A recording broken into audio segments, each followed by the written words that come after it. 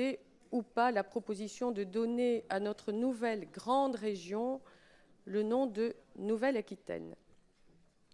Alors avant d'indiquer notre position du groupe Mouvement démocrate et apparenté, revenons brièvement, je vous rassure, sur la méthodologie de la consultation publique. Tout d'abord, pour nous associer, chère Madame Anne-Marie Cocula, aux félicitations et aux remerciements des autres groupes qui se sont exprimés avant moi pour le travail remarquable que vous avez conduit avec votre groupe de travail.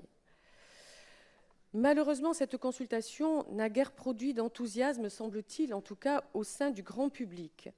De plus, le climat des réunions et la disparité des suggestions recueillies ont fini par révéler, tout particulièrement dans les anciennes régions Poitou-Charentes et Limousin, des inquiétudes, des doutes, voire du fatalisme face à ce sentiment confus mais persistant, selon lequel le nouveau nom de la nouvelle région pourrait en réalité traduire ou trahir une volonté ou un fâcheux penchant vers une opération de fusion-absorption au profit de l'ancienne Aquitaine.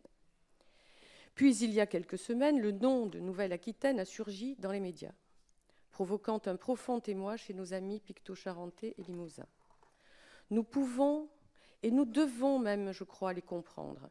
Comment s'approprier une identité nouvelle quand notre territoire fusionne avec celui des voisins et que le nom nouveau de ce nouveau territoire n'est ni plus ni moins que celui de ces mêmes voisins?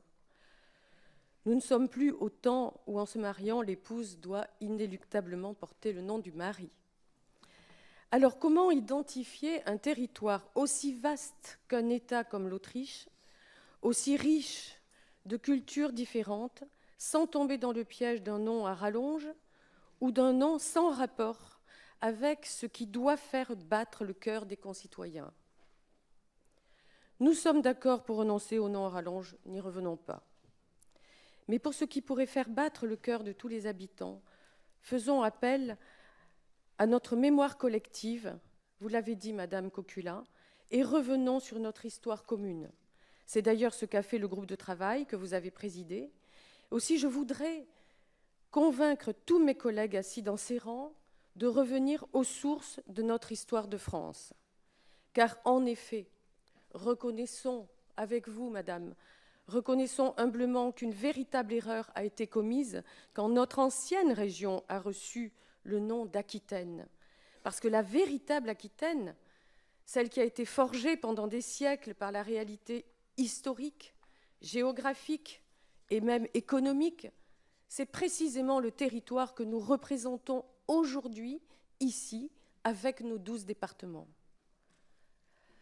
Alors, chers amis picto-charentais et limousins, nous avons en partage ces merveilleuses terres des eaux, traduction du mot Aquitaine.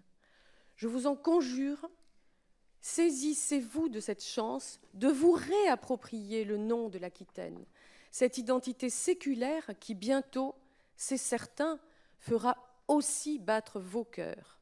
Certes, on pourrait discuter à l'infini du qualificatif accolé à ce beau nom. On aurait d'ailleurs, j'aurais pu rappeler celui d'Aquitania qui a été proposé et qui nous plaisait beaucoup aussi. Mais personnellement, j'en profite pour glisser que j'aurais préféré Grande Aquitaine, parce que ce qualificatif évoque tout à la fois le véritable immense périmètre et la notion de grandeur héritée des personnages illustres que ces terres d'eau ont enfantés et qui appartiennent à notre histoire et à notre culture. Alors, nouvelle. On peut regretter que cet adjectif ne fasse pas appel à la mémoire collective, à l'histoire partagée que je viens d'évoquer. Et j'avoue même que ce qualificatif nous paraît un peu facile ou un peu trop simple. Cependant, disons aussi que nous voulons croire qu'il aura été choisi, Monsieur le Président, pour nous inviter à nous tourner vers le futur. Et c'est justement pour préparer le futur que nous sommes attendus impatiemment par nos concitoyens, non pour tergiverser sur des qualificatifs. Alors, en conclusion, sans nous pâmer devant le qualificatif de nouvelle, notre groupe ne le rejettera pas parce qu'il est attaché au nom de l'Aquitaine et que la véritable Aquitaine, pour les raisons historiques et géographiques que je viens de rappeler, est aussi celle des Picto-Charentais et des Limousins.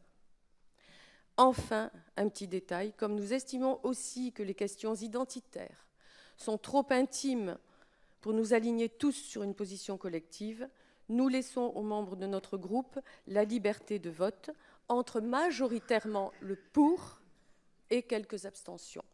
Je vous remercie.